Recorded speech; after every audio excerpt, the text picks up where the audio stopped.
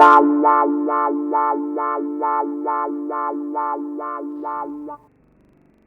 here we are again. Benton Metro Station, North Tyneside. Our first random dice walk, starting from here, was a very short affair. So I thought, as we're here and the day is still young, we might as well have another go. But first, the dice walk orientation video. Dice walks. An introduction. The inspiration for dice walking came from Luke Reinhardt's 1971 cult classic novel The Dice Man. The novel tells the story of a psychologist who, feeling bored and unfulfilled in life, starts making decisions based on the roll of a dice.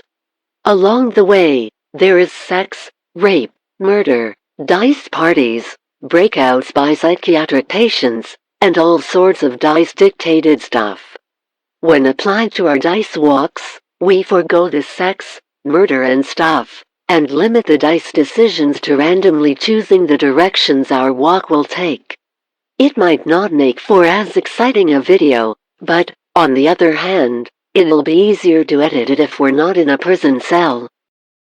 By submitting to the whims of the dice, we're adopting a process that French situationalist Guy Debord described as a technique of transient passage through varied ambiances. Okay, the rules. Number 1, there are no rules, just guidelines, which may be changed as and when required. It's very simple really.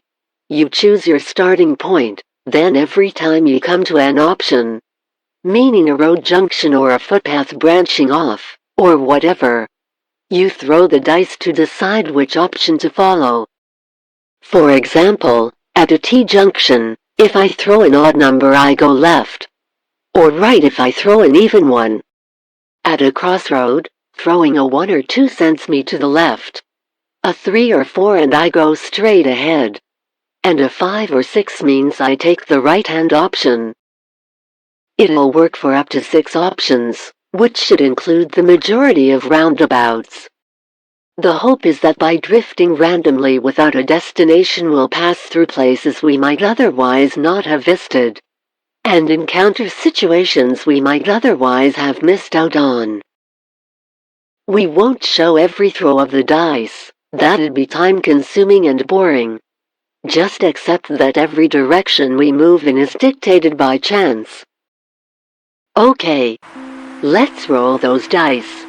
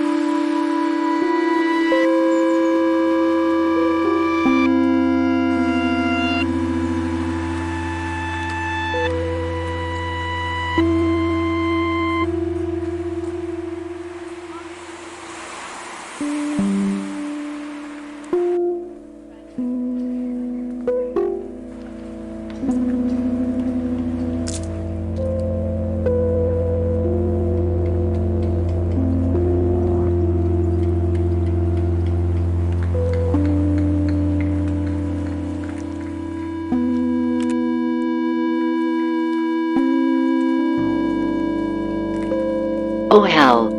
We're starting to head back the way we came. It's as though Benton Metro Station has some strange gravitational pull.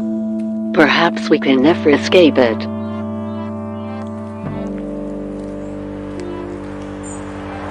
But suddenly, the dice sends us onto a path that it had ignored earlier.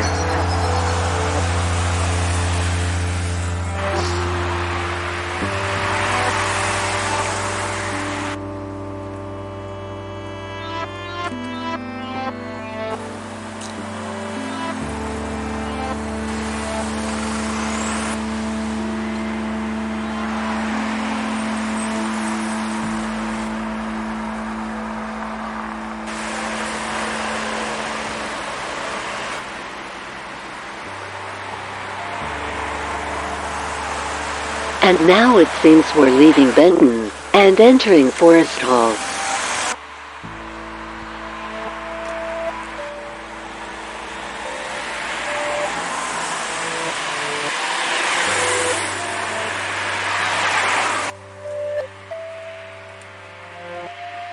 It seems the area was named after an actual building called Forest Hall, built in 1600, but incorporating a medieval tower.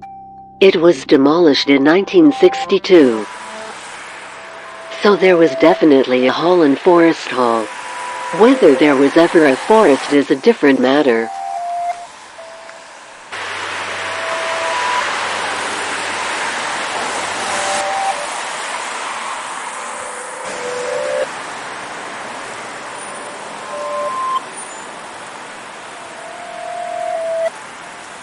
This seems to be the commercial heart of Forest Hall.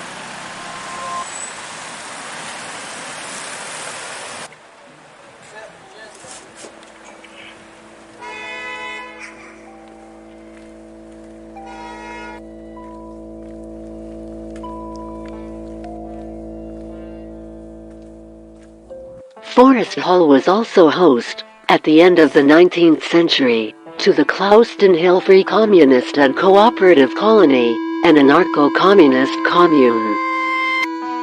Part of the Back to the Land movement, operating a 12-acre farm under collective ownership and democratic control.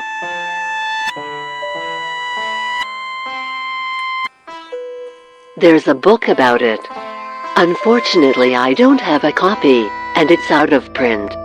However, you can find quite a bit of information about it on the internet. And maybe we'll do a video on it sometime.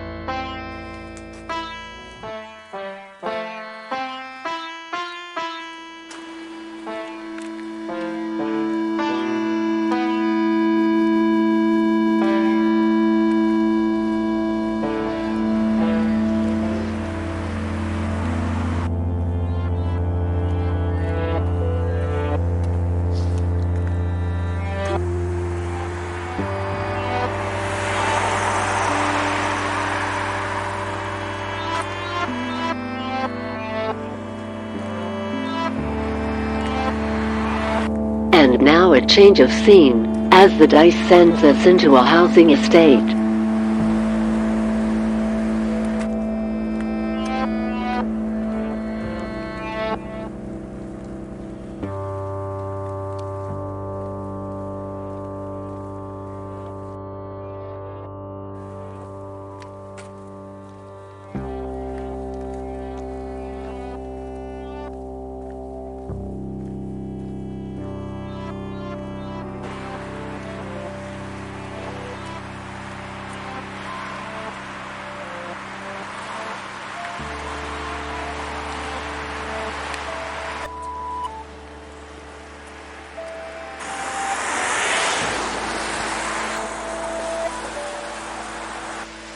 At one stage I thought the fog was lifting, but now it seems to be getting worse.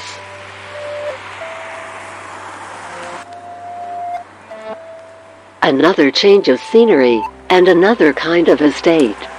I think I preferred the other one.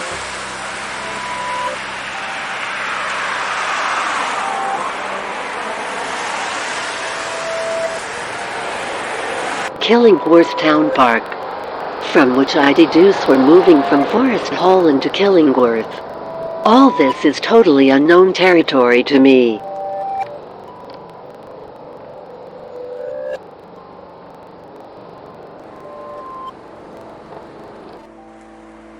But the dice ordained that we give the park a miss and carry straight on.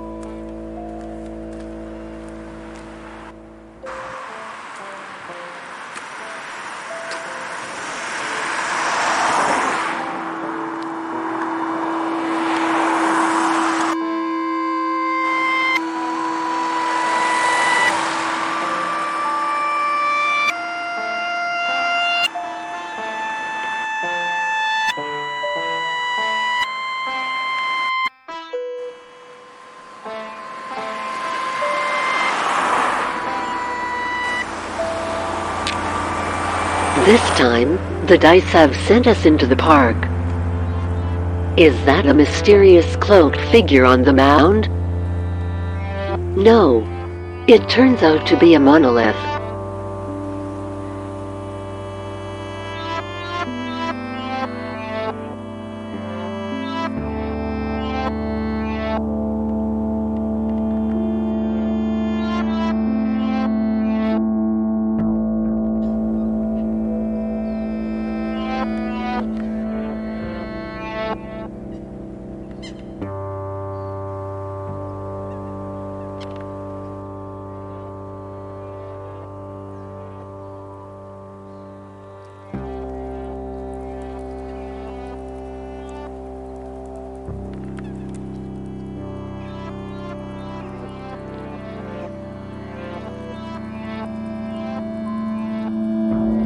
Interesting. We saw another one of these at Silverlink Park when we visited the highest point in North Tyneside.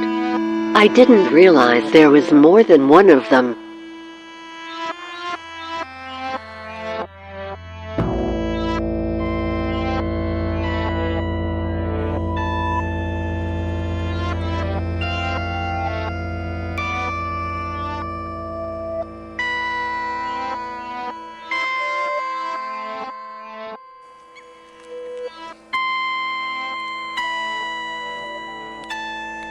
Killingworth is mainly a 1960s new town, but there is an original medieval core, first mentioned in 1242. The new bit, which I think is probably just the other side of this lake, if only we could see the other side, boasted some pretty grim brutalist architecture, but I'm led to believe that most of that has been demolished.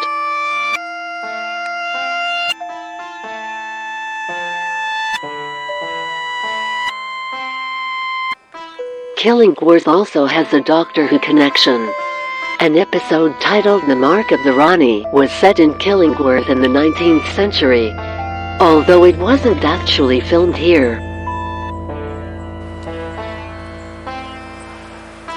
We're exiting the park.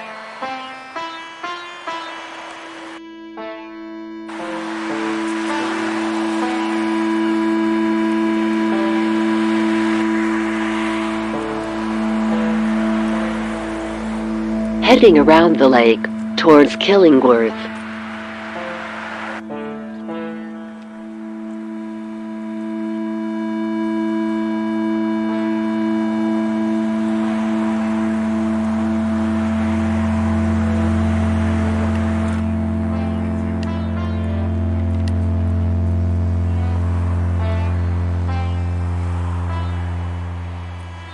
I was intending striking into the heart of Killingworth, but it's getting foggier, and it'll be getting dark before too long. So I think this random walk will end here. I've still got to find my way back to a metro station. Well, that was certainly a far more interesting dice walk than the other one we did earlier today. I've been to new places, and would probably have seen some interesting sights, if only visibility wasn't so limited. As a mode of psychogeographical travel, it definitely has potential. There will be more. In the meantime, hope you enjoyed this random wander through foggy North Tyneside.